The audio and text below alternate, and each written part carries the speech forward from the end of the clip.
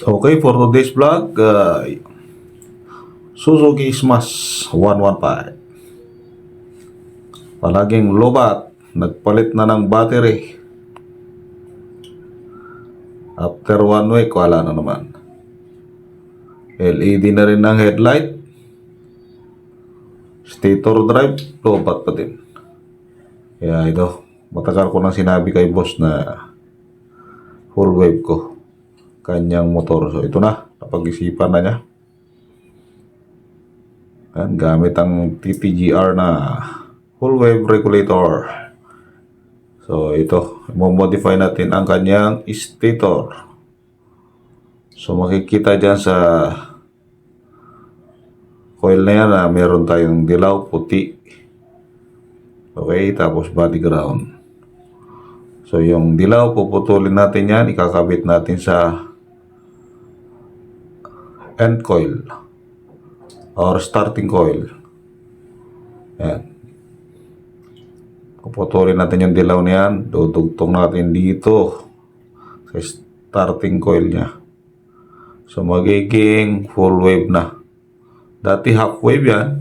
Yan yung headlight. Ngayon hindi na. Puro charging kuha na yan. Wala nang light coil, puro charging.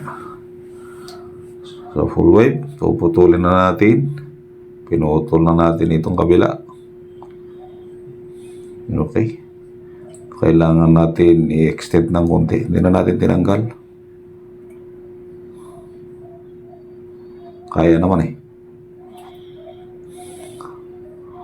So, kaskasan natin ng maigi para yung ating soldering iron ay dumikit.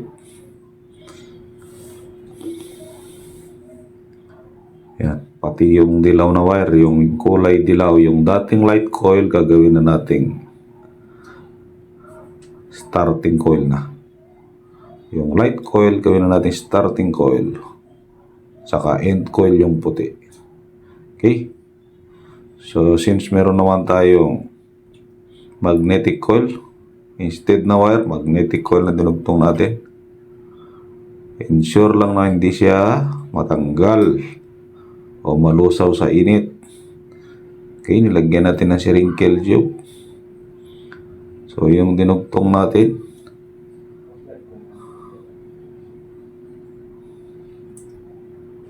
ayan, kinakasan natin ulit.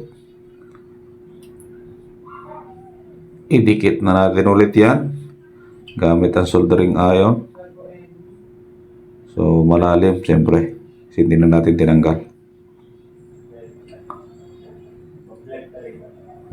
Sinigurado natin yan. Ayan yung spherical tube na bago. Yan dating dilaw. Ayan, pumunta dyan. Pumunta sa starting coil. Okay, full wave na. Okay, maganda naman yung kanyang gasket. Ibabalik na natin. Ayan, kung walang punit yung gasket.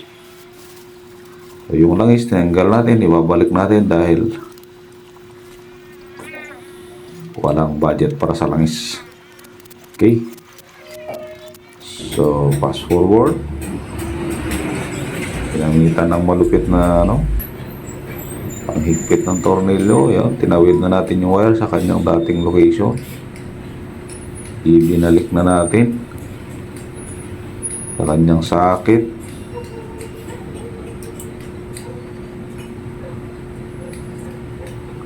Yung dalawang socket yan. Yung unang socket yan yung pulser. Okay. Yung isa yung charger. Ngayon tatanggalin na natin yung half wave na charger niya, yung regulator rectifier, ang term sa motorcycle. So meron niyang 4 na wire. So yun yung original socket niya. White yung regulator socket. White. So may 4 na wire yan. Kahit meron tayong red. Meron tayong white na may red. Meron tayong black na may puti. Tapos kulay dilaw. Yan. So siyempre putulin na natin yan kasi iniba na natin, minodify na natin yung stator niya. So, hindi na rin may babalik yan dun sa dati. Maliban lang kung tayo pa rin ang gagawa, ibabalik natin. Kaya pa rin yan. Okay? So, ito nga yung bago nating regulator. So, meron din siyang pula.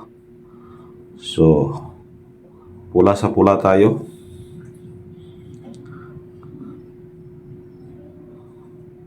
Dalawa yung wire pala ng pula dyan. So, kakabit lang natin. Pagsamahin pa rin natin yung pula. Pula sa pula. Pula sa dating harness. Sa dating regulator. Pula rin sa bago nating regulator.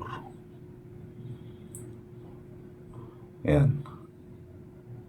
So, humaba yung isa. Humaba yung isang wire. Hindi ko alam. Sabay pinutol, humaba naman.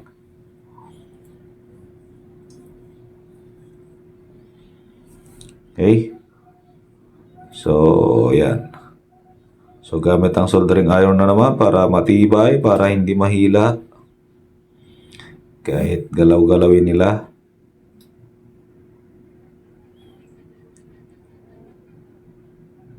Okay. Soldering iron. Yan.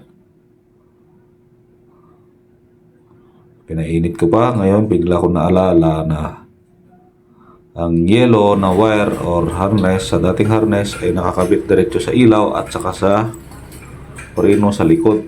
Naka-park light. So, ginawa ko ay tanggalin ko na itong dilaw. Hindi siya pwede ibalik dun sa dating dilaw. Kundi gagalawin ko buong linya doon sa mismong headlight. So, para hindi na natin galawin, tinanggal ko yung dilaw na yan. Tapos, lagyan natin ng panibagong wire. Isa lang. Diretso sa regulator. So, yung pick ng regulator, dyan natin ilalagay namin. Ay, yung dilaw pa rin pala. Yung dilaw ng regulator, dyan natin ilagay. Yung dating puti, dyan natin ilagay sa pick. Mamaya. Okay. So, pinalikan na natin. Uminit ng soldering iron natin. So, ito na nga. Ikakabit na natin ng puti sa pink. Yan. Yan yung dating charger pa. Dating linya ng charger na puti na may pula. Kinabit natin sa pink. Okay. Siyempre, fast forward na natin yan. Tinipa na natin. Next is, ito na. Yan na yung dilaw. Okay. Dilaw ng regulator na bago, lalagay na natin doon sa in-extend natin na wire. Nilagay natin sa tamang daan para hindi siya wal-wal ba. Yan. Okay, sinukat natin konti para hindi siya maiba. Baka mahila. Okay, pinutol natin. Binalatan na natin.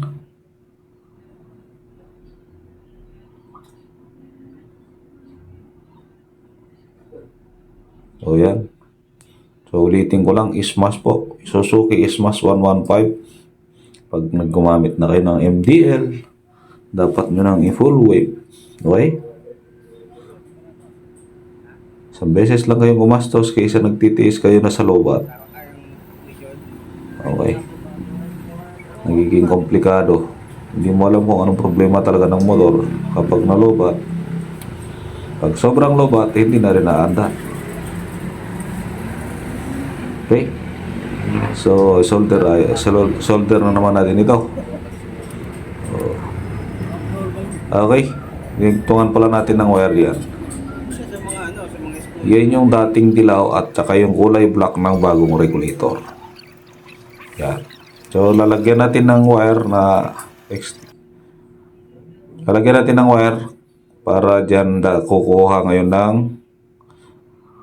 supply ang headlight at saka malalagyan na rin ng supply yung kulay itim ng regulator na bago. So 5 wire kasi yung bago natin. Ito para magamit ng kanyang controller. So ito na yung ground.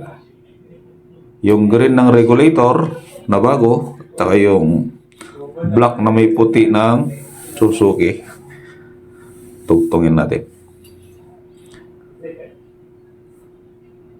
So yan. So hindi ko na ipakita ang wire na in-extend natin kanina na nilagay natin sa yellow na bago at saka black ng regulator nilagay natin sa accessory wire ng motor para magkaroon ng supply ang headlight. Tapos malilimit niya yung high voltage. Okay? Yun yung trabaho ng black wire. Okay, pinandar na natin. Sinubukan natin yung sinilyador ng 5 beses at gumana kaagad ang starter. So laking tuwa ng may-ari, nakaharap lang ng aming shop. Okay, maraming salamat. Hanggang sa muli.